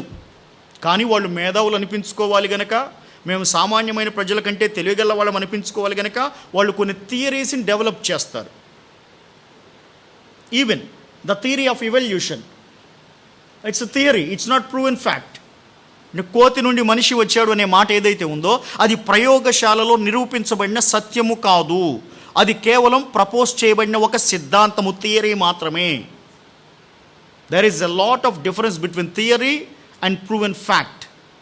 So in the same way multiple universes అనేవి ఒక థియరీ మాత్రమే. And creation of the universe గురించి సైన్స్ ప్రపోజ్ చేసిన ఇంకొక థియరీ పేరు big bang theory. Collision of different planets brings the earth. It's called Big Bang theory. And it cannot prove in front of our eyes. There may be theories. బుర్ర ఉంది కనుక, బుర్రకు ఆలోచనలు వస్తాయి కనుక కొన్ని మంచి ఆలోచనలు వస్తాయి, కొన్ని దుర్మార్గపు ఆలోచనలు వస్తాయి. ఎందుకు? మిగిలిన వాళ్ళకంటే నేను చాలా గొప్పవాడిని అనిపించుకోవాలనుకుంటే కొత్త కొత్త విషయాలు చెప్పాలి కనుక. అవునా? పాస్టర్లకు కూడా ఉండిద్ది ఆ జబ్బు, విశ్వాసులకు కూడా ఉండిద్ది. సంఘంలో అందరూ మామూలు పాటలే పాడుతున్నారు, ఆంధ్ర క్రైస్తవ కీర్తన పాడుతున్నారు, నేను చూడు దిట్టమైన పాట పాడతానని చెప్పి కొత్త పాట తీసుకుని పాడిద్ది. అదేంటంటే కొత్తదనం కోసం చేసే ప్రయత్నాలు. ఆ ప్రయత్నాలు ఏవేవే చెప్పుకుంటూ వస్తాం. So we are not supposed to bother about all those things. ఇంకా